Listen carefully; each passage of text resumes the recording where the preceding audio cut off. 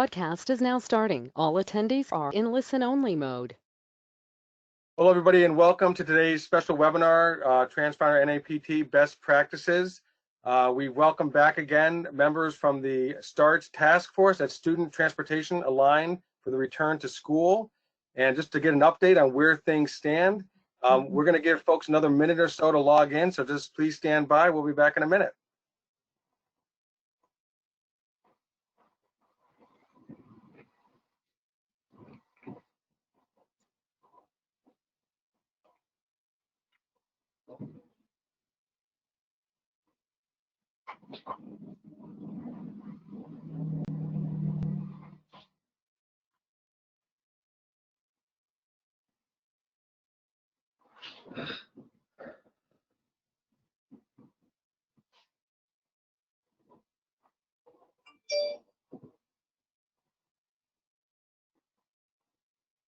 Hello, everyone, and welcome back to another webinar with NAPT and Transfinder. Again, giving best practices as more and more schools are starting to plan for their reopening in the fall.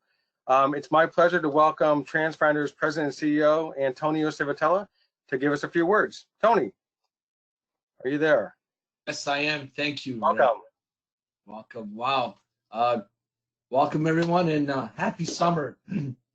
It's been clearly in the nice mid 90s here the past few days. We have some relatives in Florida, southern Florida, near Miami, and it's warmer in Albany, New York than it is down in Miami. So that's amazing, right? Of course, summer means some of you guys are holding summer schools, and some are not, of course, but we're all working together trying to figure things out and make sure that everyone is safe while we're getting things back to normal, at least the new normal.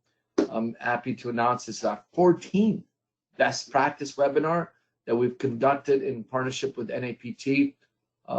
Excited about today's webinar. It's really bring back a lot of people, really based on the STARTS task force. And what STARTS means, Student Transportation Aligned for the Return to School.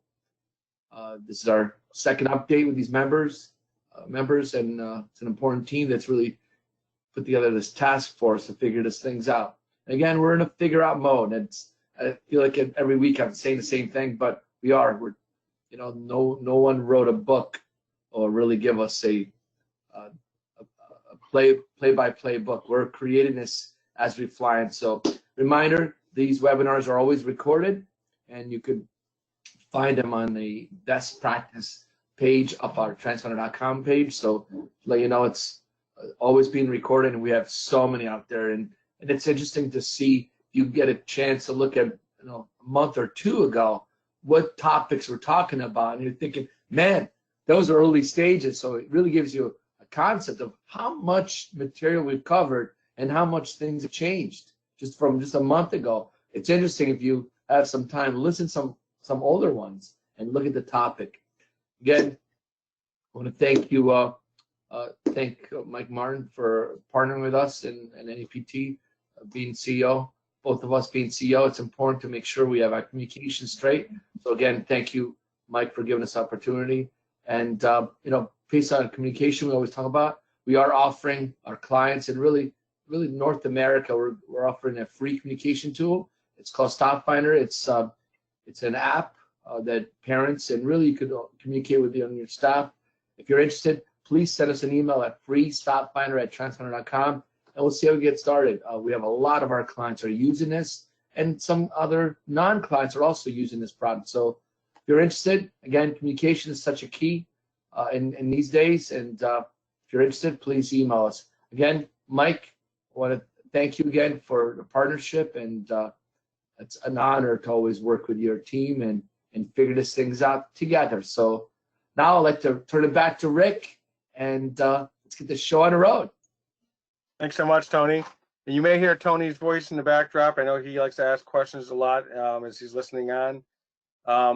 So I want to also remind everybody that while we can't hear you, you can submit questions, and we do try to get to as many of the questions as possible throughout the webinar. So I'm looking at them right here, and Bridget, who's assisting from Transfinder as well, is monitoring the questions as well. So if you have a question, we will try to get it to our panelists as quickly as possible. I want to welcome our panelist, Curt Macysyn. He's the Executive Director of the National School Transportation Association. Tim Ammon, he's the co-owner of Decision Support Group. And of course, Mike Martin, who's the Executive Director and CEO of the National Association for Pupil Transportation. Very excited about today's update. Several weeks back, we had a panel where they laid out exactly what STARTS is. And so we don't want to assume you know everything about it. So we have a couple slides here just to kind of give you a sense of where we are at. And then I just have a couple quick things I want to give you on a national perspective, and then we'll get into our questions. So Curt, could you kind of start us off a little bit and tell us about the task force? Yeah, basically the three organizations, NASDPTS, NAPT, and NSTA, have been collaborating since the early 2000s in the American School Bus Council. So we had been, engaging along with the OEMs on school bus ridership and how to increase school bus ridership. And there were a number of, meetings and discussions about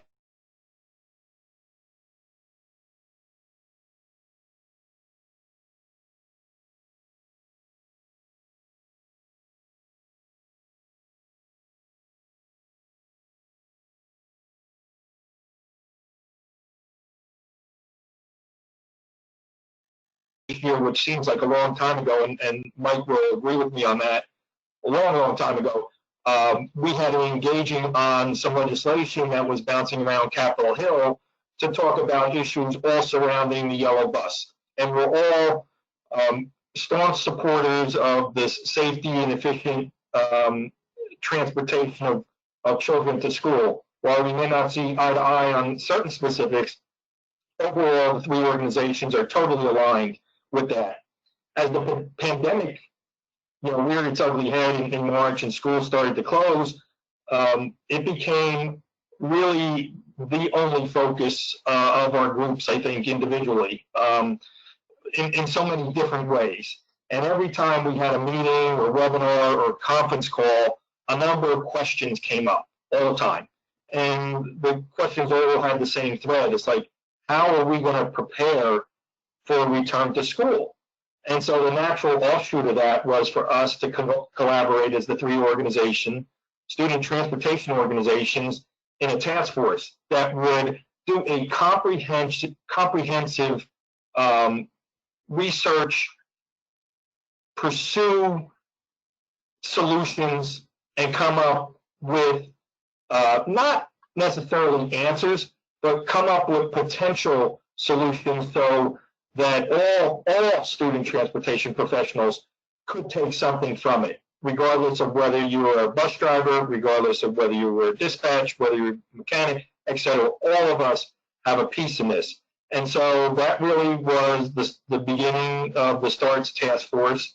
I think as, and Tim and Mike will certainly highlight this, as we've gone through this process, it takes a number of twists and turns always. And what we've tried to do is leave no stone unturned, and not to be a cliche machine on, this webinar, but that's largely what we've tried to do.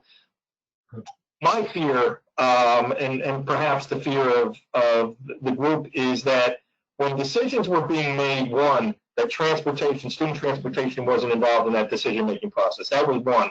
But secondarily, that whatever decisions were made, and hopefully student transportation was involved, those decisions have to be vetted.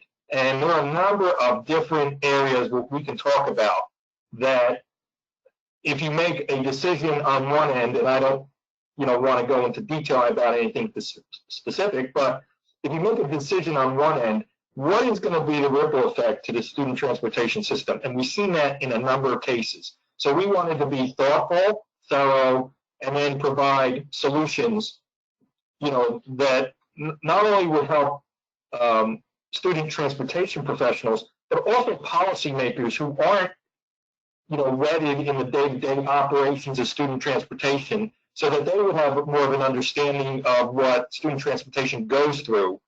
And then finally, the general public. that is going to have opinions on it, and we think that educating them on the ins and outs of pupil transportation will pay us back in spades when it comes time to actually return to school and the rubber hits the road and buses are running and children are getting on buses. So that's a brief thumbnail sketch, but the main point I just want to make is that the whole thrust of the task force was that we were going to take our time, deliberate, pursue options, and come with concrete conclusions that could be, defended in venues. And I think we've done that, and we've had regular update meetings, and we continue to go through that process. Great, thank you. Bridget, next slide. Thanks, Curt. And Mike, could you describe a little bit about the actual structure of the task force? Sure, yeah, and frankly, this was a bigger challenge than we thought. None of us had ever really wrestled a bear before.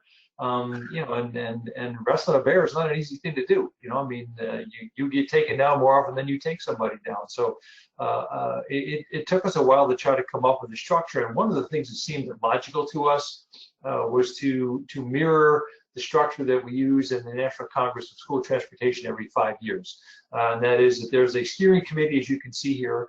And in this case, it was comprised of 2 representatives of each of the 3 organizations that are co-sponsoring the task force.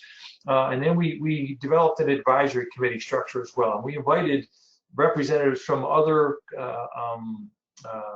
members of the school transportation community. We invited school superintendents, school business officials, school nurses, Council of Chief State School Officers, and a variety of others. And a lot of them, frankly, have their own task forces. They're doing their own work too, because this is new for all of us. But we were able to put together, as you can see, an advisory committee that's comprised of, there's actually a couple more members on that now. That slide was from the first iteration of this presentation, so there's a few more now. But we wanted to have a kind of a diverse group of people who weren't us, frankly, who would say, okay, have you thought about this, or let's think about it a different way. Let's talk about this issue that maybe isn't necessarily in everyone's forethought right now. So that structure became kind of the overstructure of the task force, and then we created 3 committees thereafter. We literally attempted as best we could to kind of come up with 3 general areas. We didn't want to have too many. We probably could have had 12 committees, but we thought, okay, how can we try to make this something that's manageable? Frankly, if you're gonna eat an elephant, you can do it, but you can't do it in one bite. So let's see if we can figure out how to make this work. So we tried to say, okay, let's try to divide up the issues. And first of all was health and safety, and that is of both our employees and the students we transport. Secondly, let's talk about scheduling, routing, and buses themselves, the ways, the equipment we use gets kids back and forth to school. And then finally, how do we communicate with people not only within the industry but external to the industry as well. And when we were able to make a call out to people, we actually had over 120 by the time we were done. People said, "Sure, I would be glad to be a part of that." Well, think about that from a just a strict management standpoint. We went from 0 to 120 in a space of 72 hours. So the first thing that became obvious was that we needed to have a couple of people, frankly, who would focus on this exclusively from a substantive standpoint, while the representatives of 3 organizations were able to work collaboratively to do all the other things kind of externally and internally in the industry. So we were really fortunate. We got Tim Ammon and his partner Tom Platt, who were kind enough to agree to work with us as co-managers. We also were able to get Jim Regan and his co-worker Gabby Guastali to join us too. And Tim and Jim have been working together for the last 3 weeks, probably seems longer than that to Tim and Jim, but for the last 3 weeks, I'm trying to manage the work of the actual task forces themselves, and I'll let Tim tell you a little bit about that. But one of the things I want to point out that has been sort of gratifying to us throughout this process is that, I think people, especially who are not in the school transportation realm, kind of think of transportation sometimes as an afterthought. We always like to emphasize that school transportation is integral to education. We know that we take 26 million kids, to and from school every day, plus another 3 to 5 million kids on field trips and or activity trips. We know that. but a typical school superintendent or school board only has a kind of a real limited frame of reference. They know what they do. And in some cases, there's a lot of students, right? And New York City has an enormous number of students they're responsible for, probably as the largest example, but you have districts at the other end of the spectrum that transport, whatever, a couple thousand kids. Their scope, their frame of reference is a little bit different. So we've tried to emphasize from the start, okay, it's important for you as transportation professionals to get in front of those policymakers, those other education, community members, to let them know how important it is for you to be at the table when they're having these discussions. And as you've seen over time, as we've seen over time, plans change. People think they've got a great idea, whether it's the school board or the superintendent or the business official. They go, okay, great, now let's make this happen. They call the transportation director, and she goes, wait a minute, that doesn't make any sense. We can't do that. We need to go in a different direction. So it's been, in some respects, like this entire pandemic, it's a nightmare, but there are some silver linings. And I think one of the silver linings that we've come upon in organizing this group and putting it together and undertaking this project is that we've been able to emphasize to the other members of the transportation community how important it is for all of us to work together. We've energized, I think, our respective membership bases. 120 volunteers in roughly 3 or 4 days is a pretty intense feedback. And by the same token, I think probably overlaying all of that is we've demonstrated to the other members of the school transportation hierarchy the importance of transportation in a return to school, especially. And I will tell you that we are now and are becoming even more every day a very active participant in those kinds of conversations. So this is the infrastructure that we've got put together. Tim, I don't know whether you want to spend a minute kind of talking to everyone about the interaction that you and Jim have with the committee level folks, but that might be interesting. Sure, thanks, Mike. So I think what we have focused on within the 3 committees that Mike mentioned around health and safety and routing and scheduling in buses and the communications and advocacy piece is essentially a wheel of 4 activities. The first portion that we are spending the beginning part of the process on is this idea of researching all of the information that's available out there. In particular, that includes gathering all of the state plans, in some instances gathering multiple state plans because they've come out and then been amended. Then it's looking at those plans and doing some assessment of them and trying to figure out where there are consistencies and where there are differences, and whether those differences are, how could we characterize them? Are they local differences because of the nature of the state and the structure there? Are they material differences in that certain states have thought about things that other states haven't and that they would be useful to distribute to everybody? Or are they just differences in terms of the way that states have organized material, right? So we've tried to assess those kinds of things in order to be able to come up with, from each of the committees and for the use of all of the people in transportation, some set of alternatives. Right? The ability to look at guidance that's been provided and the ability to assess how that guidance is relevant to me, depending on what the size, scope, and location of my operation is. And then to have an opportunity to say, okay, if this is something that I need to be thinking about, how do I evaluate it from my own perspective in terms of saying, what do I need to do this? Am I capable of doing it on my own? Do I need additional resources for it? And if I do, what's the likelihood that all of those things are going to occur sometime in the next 75 to 95 days? Or is this something that has to exist through the remaining 180 odd, 79 odd days of the school year? And then lastly, I think it's an element of, how do I tell people about this? And the people that we're talking about, we use the term obviously extremely broadly, right? We've got internal constituencies that we need to talk about, that the committees are thinking about. We've got external constituencies to think about, including members of an administration, PTAs, school boards, the public generally, all of those different interest groups that are going to be concerned about how kids are getting to school. Because that ultimately, whether it's a financial question, whether it's an operational question, whether it's a do I put my kid out at the corner question, everybody's going to have an interest. And what the three committees have been particularly sensitive to, and we give them an enormous amount of credit for this, is recognizing that we can come up with the best operational plan possible. We need to be able to tell people why that is. And I think what we have seen from them is a real commitment to making sure that what gets delivered for use by their peers and colleagues is something that we can do an effective job of communicating. And so much of what Jim and I are doing is working to corral all of those things together and put them in some sort of a useful format, both in terms of documentary material, but then also the development and the design of particular actual tools that individuals will be able to use going forward. All of that stuff is obviously in the development phase because, you know, as Mike mentioned, we're kind of 3 weeks downrange, which feels like it could be 3 months, but you know, we're really gaining on, I think, what we can deliver as a practical set of applications for the people who are in the community and who in the transportation community who are going to need the help.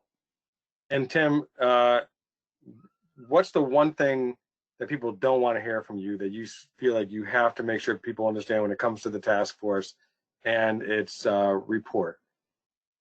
Yeah, and I think this is an important thing to keep in mind, right? What we have seen in every conversation and in every one of these webinars is people are looking to eliminate uncertainty, right? They are looking for definitive expectations and definitive guidelines and definitive sets of what am I supposed to do? What I hope everybody realizes is the task force can't do that. The task force has no statutory authority. It has no regulatory authority. But what it does have is it's got the resources to be able to see into what each of the individual states are doing, and to try to provide some perspective to the folks that are having to respond to the uncertainty, right? So when a guideline says you should do this as applicable, one of the things that we as the task force are trying to help define is what's applicable. How do we get a perspective on that, and how do we get an ability to provide all of the stakeholders an understanding of this is applicable or this isn't, or it could be if, right?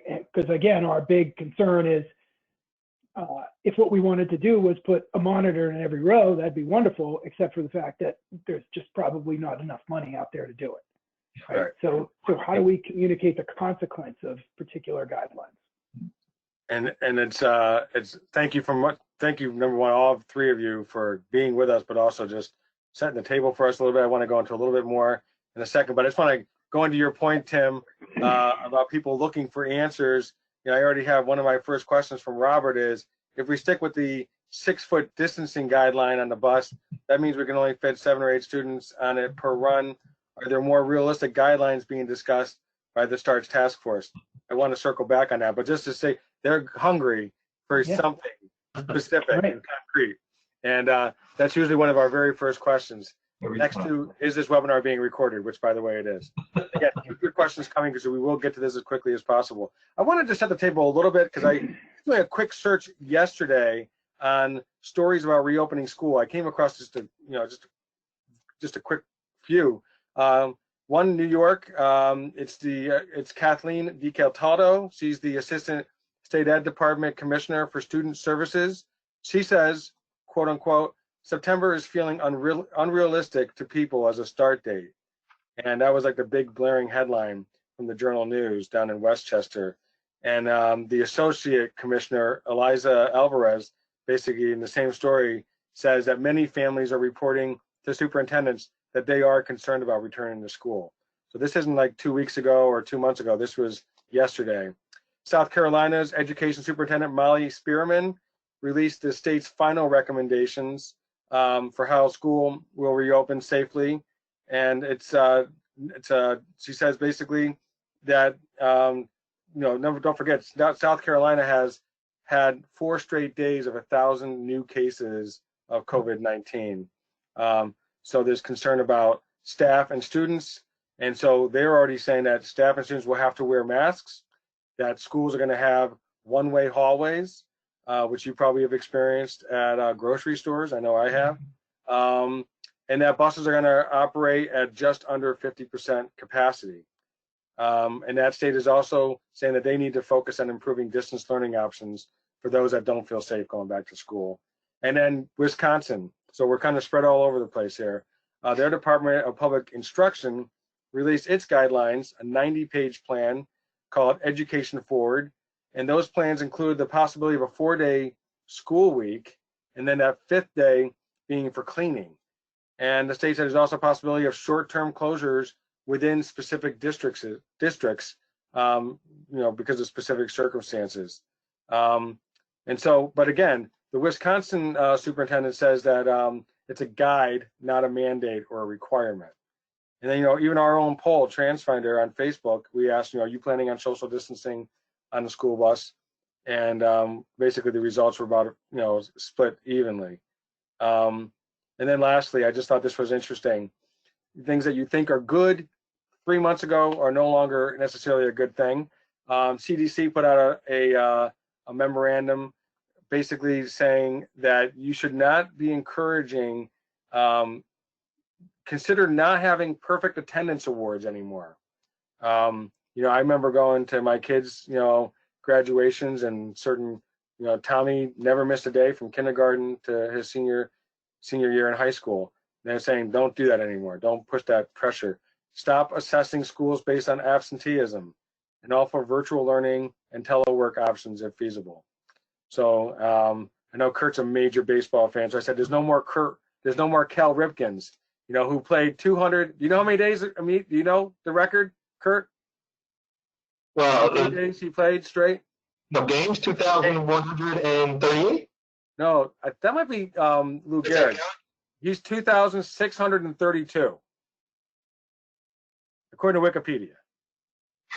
So anyway, so any one of you can answer this question. I want to go over 2 quick questions because I think people want to know this. One is timelines.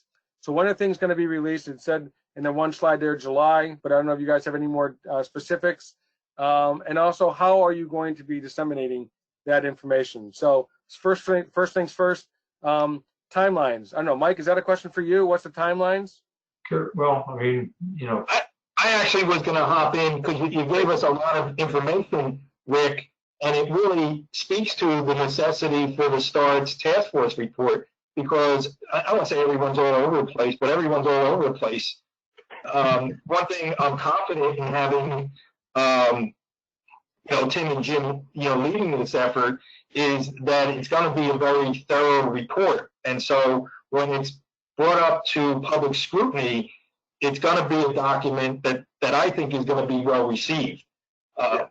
The thing I would caution when I hear an assistant commissioner say, there's a possibility this may not happen, is to make sure that we're basing decisions on empirical evidence, and not there's going to be a subset of people, no matter what happens, that will not be comfortable sending their children to school, whatever that percentage is. And one of the things I like about what we've done with respect to the task force is we've done some internal polling on these things, so we can gauge internal public opinion, if you will, on these things. But rather than go out and say, based on anecdotal evidence, which is going to be, some people, maybe the people who are the loudest, maybe the people who attend board meetings, is let's construct the system or reconstruct the system with the intention of getting 100% of the children back to school, but knowing that probably less than 100% of the children are going to go back to school at the appropriate time. Good. No, excellent point. Anecdotal stuff, and there's a little bit of knee-jerk reactions, maybe from, people in the community. And so timeline, July, still on track for some initial results? Yeah, I think, we are still targeting the early part of July for the report release and the associated tools and information that will come with it. We intend to have all of the data collection and the analytical work wrapped up here in the next week or so, so that everything that's getting later and after that is updates and additional information that's being provided. and with the express purpose of recognizing that people are concerned about this and working on it right now. We know we want to be part of that process as soon as we possibly can. But the pool here is pretty deep, and so we're trying to get through all the information first, and then target that early part of July for a release where the transportation community, can hopefully start to use that material. Okay, and how, Mike, were you gonna say something? Yeah, anyway, if you don't mind, I'm just gonna. When you're leaning in. Yeah, just gonna piggyback on something that Tim said, and not to, I'll play the Curt's role of cliche machine. Right now, that saying, the best laid plans of mice and men, often go awry. I mean, add in, the best laid plans of mice, men, and school superintendents, business officials, state education officials. I mean, you add anyone you want to that list of people. And I think, as Curt alluded, that's what we're seeing right now. Is things are changing so quickly right now. And you guys probably know this better than I, but I think New York, right at this point, might be the only state in the country where the actual number of diagnosed cases is going down. Every other place is going up. And when that happens, that changes where you are in the return to school process and in the reopening process in general, and that creates uncertainty with people. And that's what you alluded to earlier, right? People, in this industry especially, you got to remember, our job is to get a bus to the same place at roughly the same time every single day, 180 days a year at a minimum, right? And that, that requires a certainty and a precision that doesn't exist right now, and that's disquieting to people, frankly. So they want answers. So I will tell you this: that from our standpoint, part of what we're going to do is I want everybody to know this right up front. We're not going to give you answers, right? We're going to give you a variety of information that you can assess, that will help you make your own decisions. But we're not going to tell you what to do. That's not, as Tim alluded, that's not our role. What we're trying to do here, though, is create a product, not just a report. I mean, so many, we had this conversation extensively, frankly, at the front end of the process. So many reports come out, and it's like, okay, great, I read it, and it goes over here in a pile. And that's all it is, right? We want what we're producing to be more than a report. We want it to be something that serves as a reference for people, something that serves as a bit of a guide, not guidelines necessarily, but a guide for people. Okay, let's see what this report says about that. What kind of information can it provide for me? What sort of links does it give to me that I can go do some additional research? So the upshot of it is that, as Tim said, this is deep water, and it's uncharted right now. So part of what we're trying to do is figure out what's the most logical way to take all of this and to make this fit together in a form that we can help people understand, because this is a lot to digest. This is a real lot to digest. Well, I think about when you said that about reports being made and then being put on a shelf, I immediately thought of remember Raiders of the Lost Ark? Mm-hmm. Whole movie is about getting this Lost Ark, and then where did it end up? In a warehouse, remember, in a crate somewhere. Mm-hmm. So this is supposed to be active, living, breathing, and revised. Tim, you mentioned the idea that you're doing some of the work that, frankly, supervisors, transportation supervisors will not have time to do some of this research. You're trying to help them and get something that's palatable and put it into practice. Is that correct? You want to talk a little bit about that? Yeah, sure. So I think what the committees in particular, and people like Mike and Curt and Charlie have been really focusing on with us, with Jim and I, is to acknowledge the fact that the community that we're trying to serve here is already overworked, is already under-resourced, and is unlikely to have the time to go out and do a ton of additional evaluation and analysis and everything else on their own, because they've got to figure out how to get kids to school. And so the bridge that we're intending to provide is to be that resource for them, to be the aggregator of as much information as we possibly can, to distill it in some way that makes it useful, and then to interpret it in a way where they can say, if this is what an expectation is, here's how I might be able to meet it. And in doing so, what we hope to do is to be a little bit of a force multiplier for all of these organizations out there, where if I am the man or woman sitting in a 25 bus operation somewhere, and I know that I'm already butcher, baker, candlestick maker, and there's no chance that I'm going to figure all this out on my own. How do we allow them to leverage the resources of the task force to try to make their chance for success much greater? And that's the focus that Jim and I have based on the guidance that we've provided, because I think the committees have done an outstanding job of recognizing the challenges of their peers and colleagues and directed us to try to figure that out. I want to get into some findings. I'm sure some people are hungry. I know you guys don't have conclusions yet, or even just like early conclusions, but I do want to ask one quick question about just dissemination of information, how you're going to get it out. One person asked, has this group offered to give presentations to state superintendents of public instruction? Washington, this person says, has said that we can stuff the bus full since we can open windows, but have to keep the kids 6 feet apart in the schools. Western Washington in the fall and winter has 40-degree days and rain. Eastern Washington has 10 to 20-degree days and rain. So they want to know, like, do you see yourself actually making presentations, at the state level as well, or how are you going to disseminate the information? Curt, I don't know, who knows who's the right person for that. So I can start with just a perspective, and then I think Curt and Mike both have had some really good ideas for us to think about in terms of this dissemination. I mean, our goal is to make this as broadly available as possible.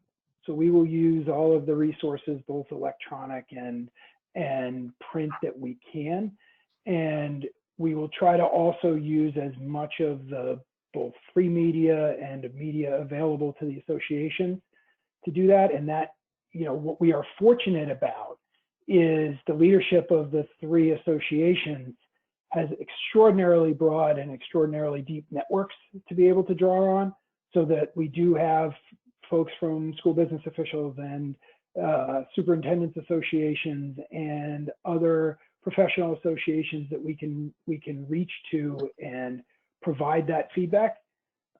So I think our goal, part of our task right now, is to figure out both what the range of mechanisms are and what the hierarchy will be, but the intent is to get it as broadly distributed as possible. Right. Yeah, I think one thing, if you didn't know this before the pandemic, you certainly know it after, is never say never.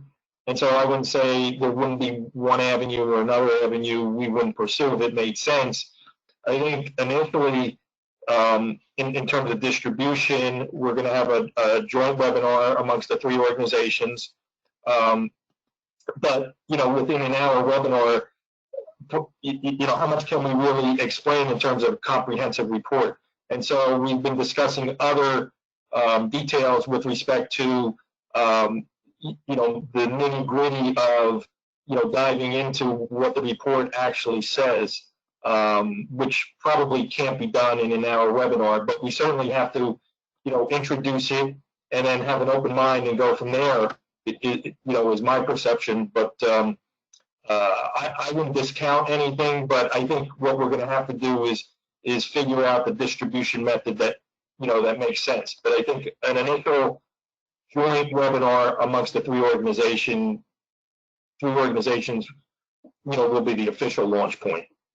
And I think, Rick, too, we're kind of like that roller coaster, right? We've been climbing the top, and pretty soon we're going to hit the peak, and this thing's going to start rolling downhill. So I think we're getting close to that point from a substantive standpoint. The next level is how do we make sure that that we coast down and we don't crash at the bottom. So you have to remember we've got multiple constituencies. I'm reticent to call them stakeholders, but that's what some people would call them. I'll call them constituencies.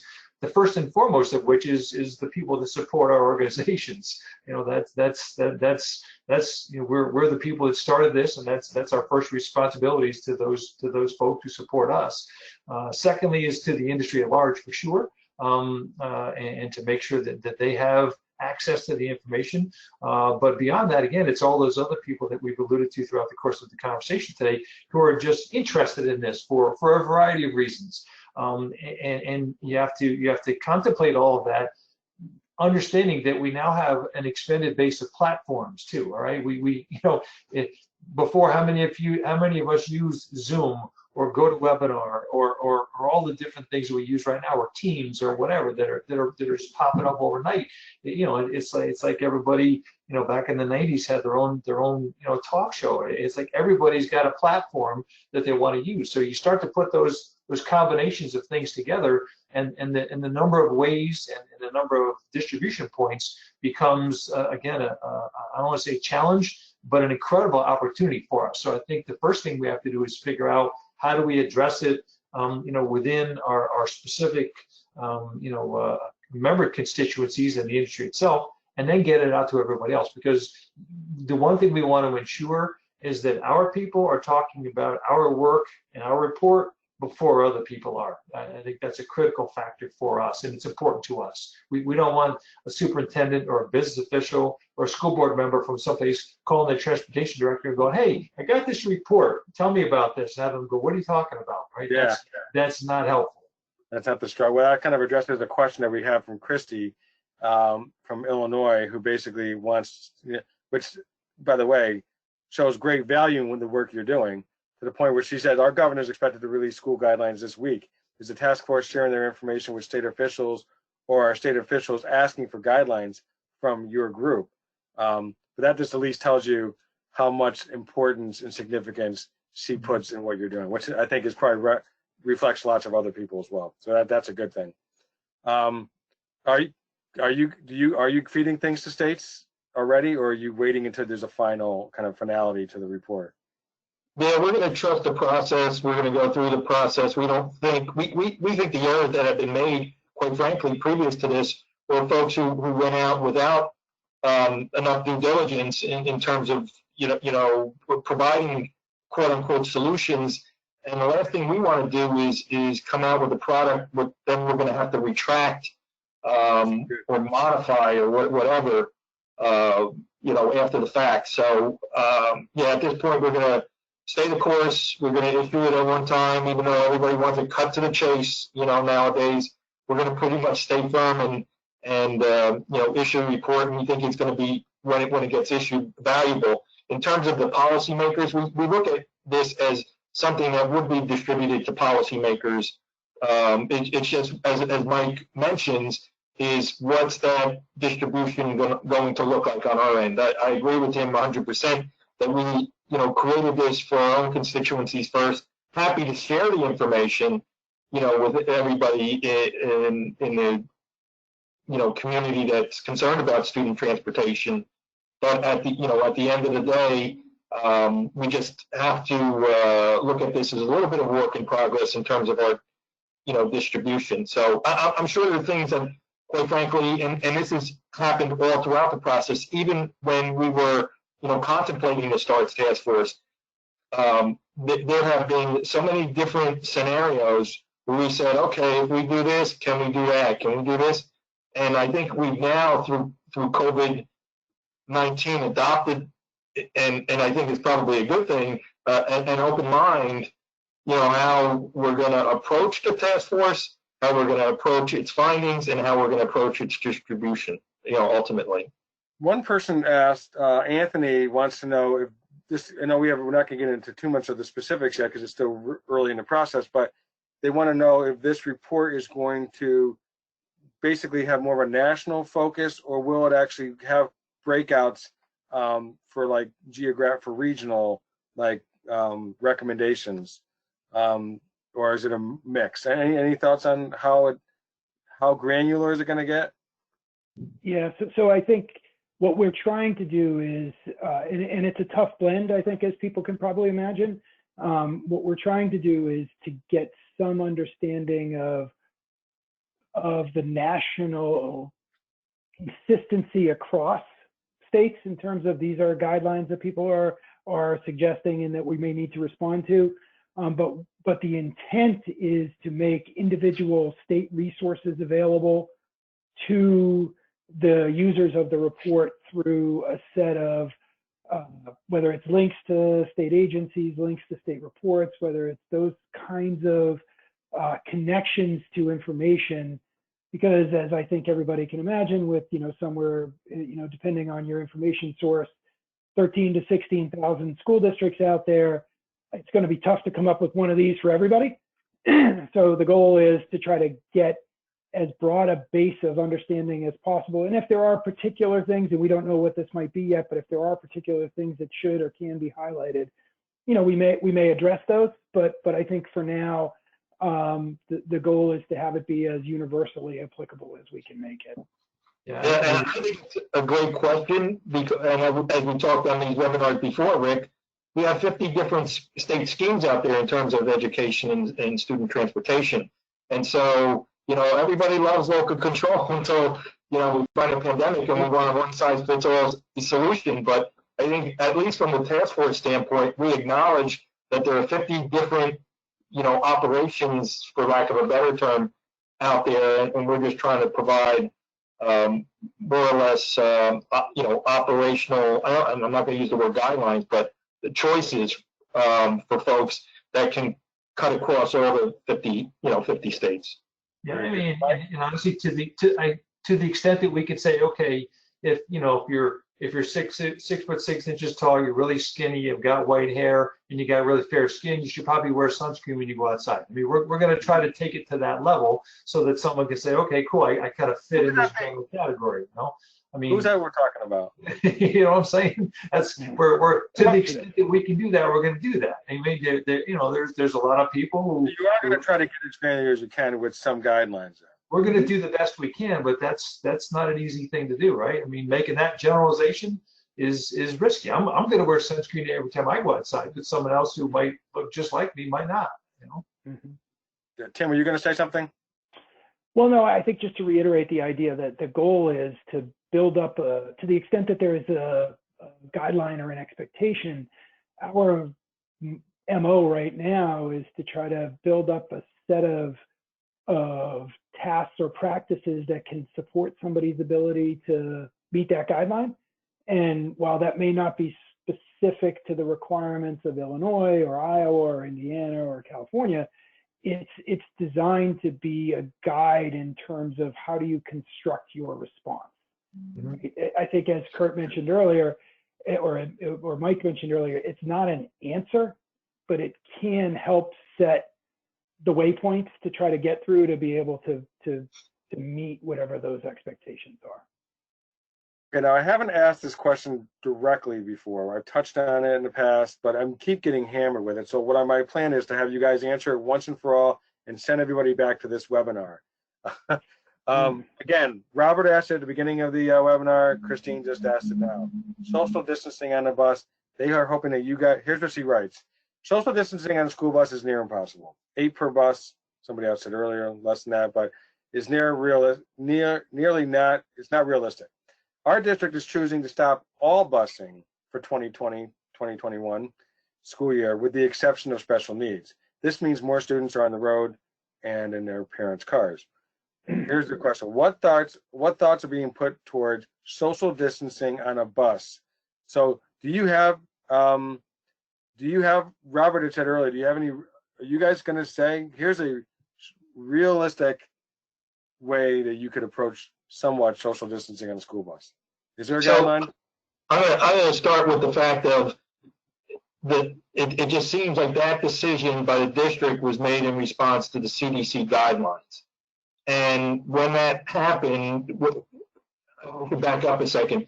Prior to them issuing those guidelines, I actually wrote a letter to CDC that said, hey, we'd like to talk to you about school bus, because we realized that they had issued guidelines with respect to transit, and transit is not school bus. And so we wanted to have the conversation with them, and quite frankly, this was my fear, that something was going to come out, that there wasn't going to be a recognition of how school bus is it's the largest transit system in the country, but it's also very unique. And so we wrote that letter. I got a reply back that basically said, no, we're not going to come up with anything more specific as it pertains to school bus, but everyone should work with their local transportation and health agencies. you know, and coming up with their solutions. So I think that's their way of giving some wiggle room to the notion that, you know, as folks consider that issue and some of these other issues, that there could be potential, you know, solutions which are agreeable to everyone, including parents, policymakers, educators, everyone in that system. And I know it sounds like a, you know, a bit of a dodge, but you know, it's once again, I go back to my other point of not overreacting to something that comes out or comment that's made, or and that's why I just think that the deliberative process that we've taken is going to pay us back in spades.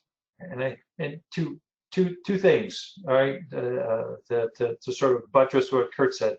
First and foremost, that question and that conversation is something you should have with your local school officials and your local health officials, right? And every state's different. We know that, right? Everyone's in a different phase of reopening. Everyone's in a different phase of return to school. Those are conversations that have to happen locally. And as Tim alluded before, those CDC guidelines are always qualified with the if applicable, you know, clause. So to me, you know, they intended to give us and the people that we work with the flexibility that we need. All right. Secondly, you alluded yourself earlier to the fact that South Carolina has a 46% recommended occupancy rate.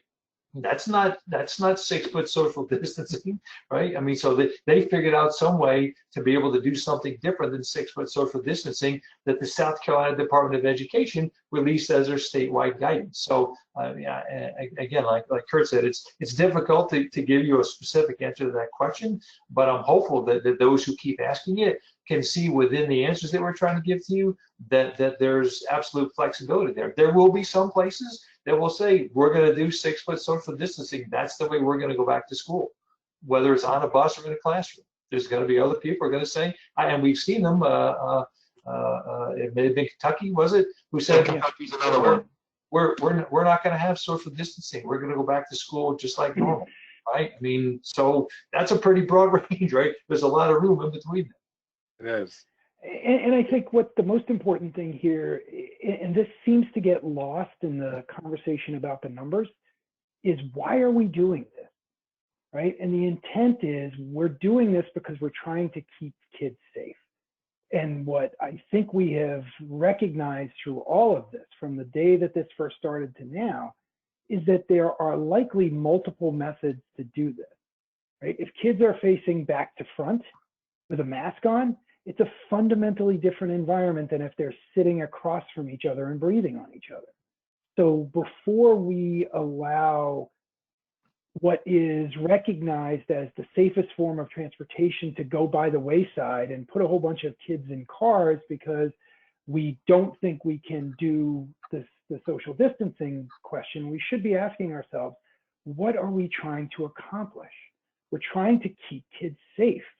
So let's figure out a way to manage the public health aspect of this, not in the absence of any other consideration, but in the realm of all of the considerations that we have to. And that's much of what the task force is trying to do, just by trying to make people aware of the individual consequences and the aggregate consequences of particular choices, right? So if what we are only doing is looking at this from a public health perspective, we are going to perceive it very differently than if we are trying to integrate public health and transportation. You know, if we're trying to integrate public health, transportation, and education, right? And so what we are, as a task force, are attempting to do is to be that bridge that says, this is not a siloed problem. This is not a single point of variance problem. This is a problem that is systemic and that needs to be considered systemically and will have consequences with all of the choices that we make. And that's what we're doing. Curt, did you write that down? That was good stuff, Tim. I didn't write that down. No, it's recorded. That's right. Recorded. Recorded, perfect. Because that was a great explanation of what we're doing here. Thank you. That was terrific. Well, I didn't write that down, Curt. I thought you would. It's very, very good. And again, like I said, this will be on tomorrow at transfinder.com, so you'll be able to find this webinar recorded. Tim, I want to go back to you for a second because one of the, you and I had a conversation earlier about one of the things that those in transportation, and I think this, first of all, I just want to back up for a second and just say, you guys have done an awesome job of helping to lay the framework and also manage expectations and give people really specific what the deliverables are going to be, but also really kind of manage expectations of what you're going to be providing. And I think it's very helpful. And Curt, by the way, your parents, I mean, your kids, probably, you're a hard guy to convince to, oh, Dad, can we go to the movies? Well, I don't want to commit to that. Right? I bet you're like you're tough, aren't you? To Bobby. I'm like, man, you're no pushover. Very thoughtful. I'm just teasing. So Tim, you said something I thought was really, really good when we talked earlier about transportation needing to do a better job of refining their message and the work they do. Talking about, this is not easy stuff. Go into a little detail on that, and then I want to talk a little bit about the message itself, and then I think we'll have to close it out with some takeaways. But tell me what you mean by that, refining that message.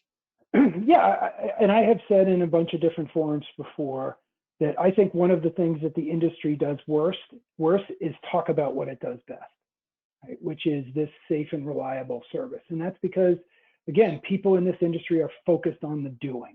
They're focused on getting jobs done and supporting the way they are. And what I think is important is, and what I've been fortunate enough in working with the Communications and Advocacy Task Force to do, is to identify how we as an industry need to do a better job of explaining to people how difficult, and this is the consequence question, how difficult some of the things that people are suggesting will be from the real world perspective.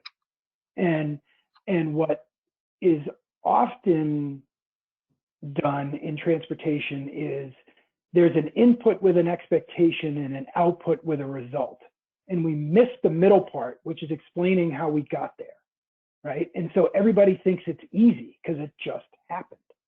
And much of what the task force has to focus on is explaining the difficulty and allowing the people who need to make choices about making things more or less difficult to understand what their relationship to our ability to actually succeed is.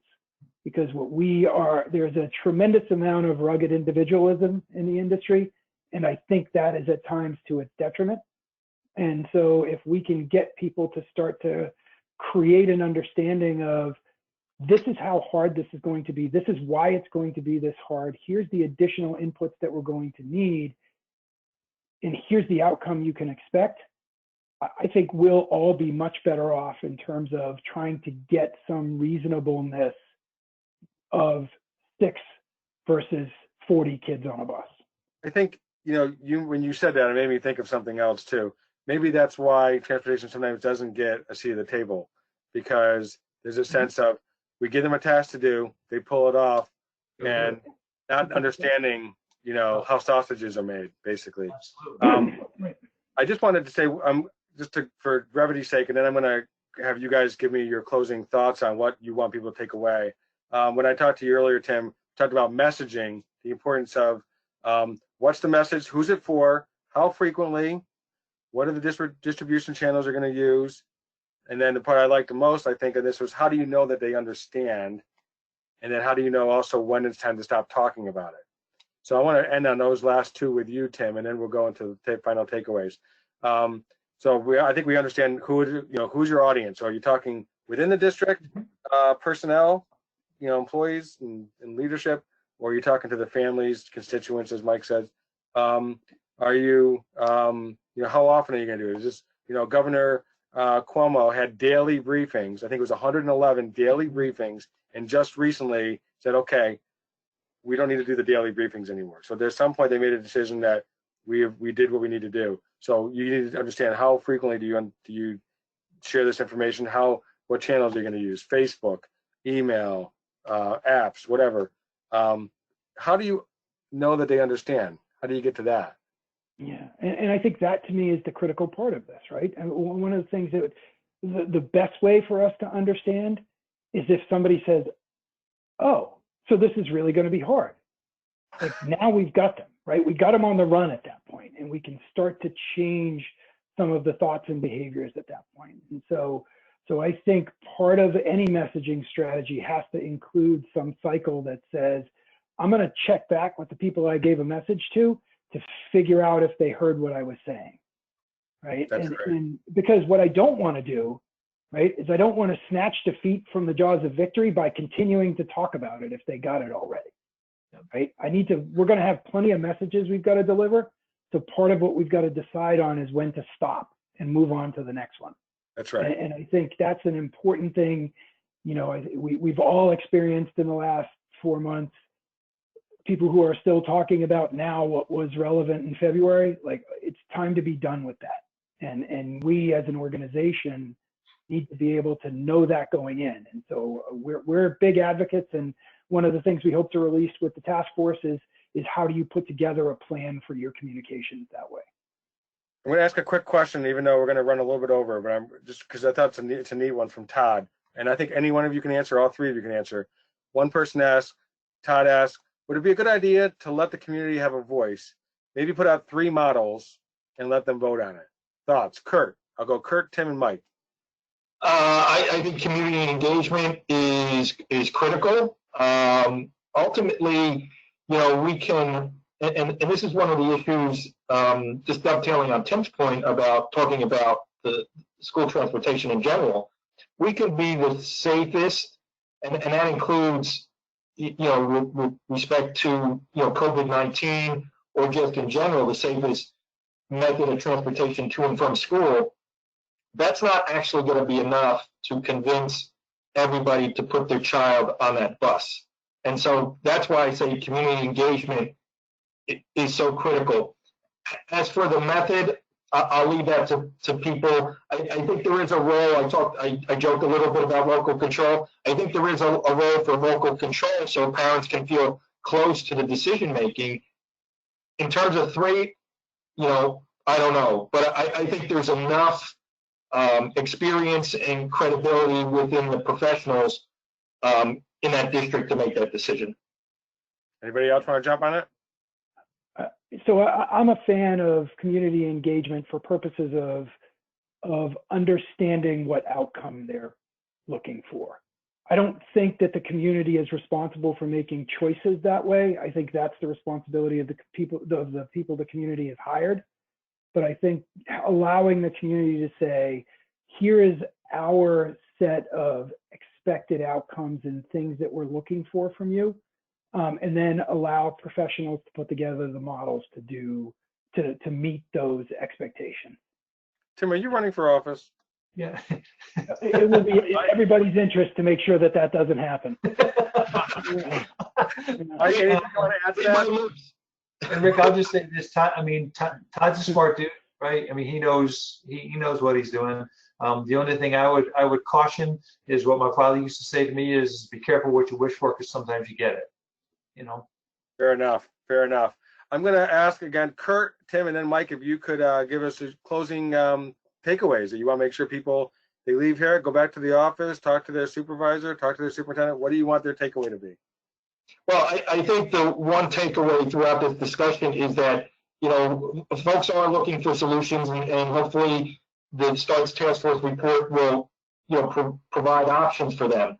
But they can do their own research now. So in terms of if you're having difficulty, like you did with the Google search, what's Wisconsin doing? What's Kentucky doing? And start the conversation going, you know, on your end, and then hopefully when the task force report is issued, it just supports, you know, whatever perspective you've come up with, or maybe, you know, builds out whatever perspective you've come up with.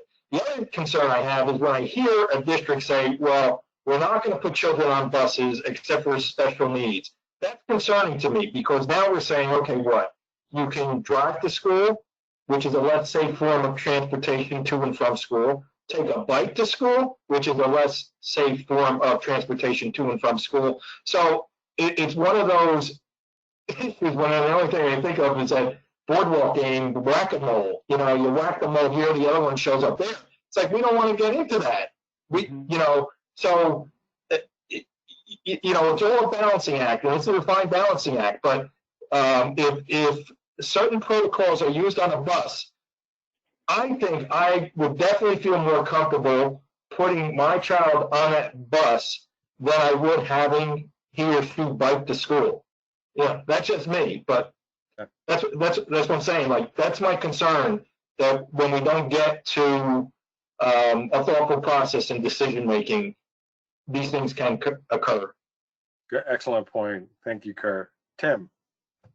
So what I would suggest for folks is to start thinking about, what are you really looking for certainty on, right? And what I would suggest is the situation is so fluid that what we should have certainty about is the goals.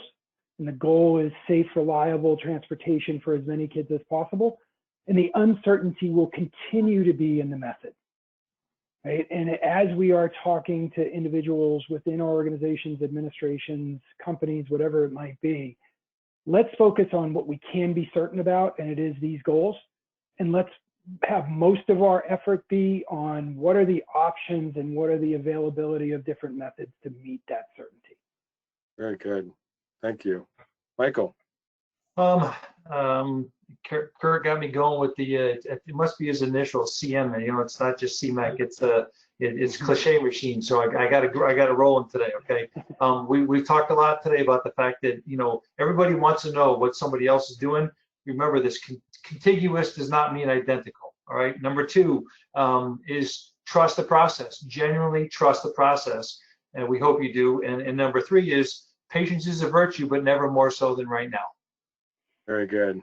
Very good.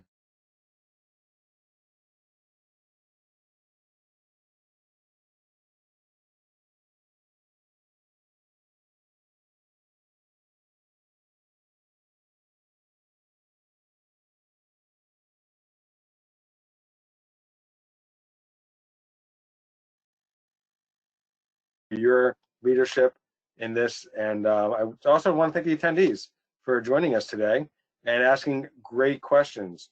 A reminder that we are always looking for stories of things that, you know, school districts are doing to solve the problems that we're facing today because of the pandemic. So if you have anything, it might make its way into a webinar or in a white paper. So just send an email to mystory@transfinder.com.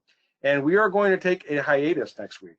So I know we've kind of had this Tuesdays at 1 p.m. Eastern time, but we're going to give everybody the week off. You know, it's summertime, so enjoy the week off. Don't tell your boss that, you know, Transfinder gave you the week off. But from the webinar, we're going to give you a week off or hiatus. And until then, I hope you all have a great rest of your day. Thanks so much. Thanks, everybody. Take care. Live long and prosper.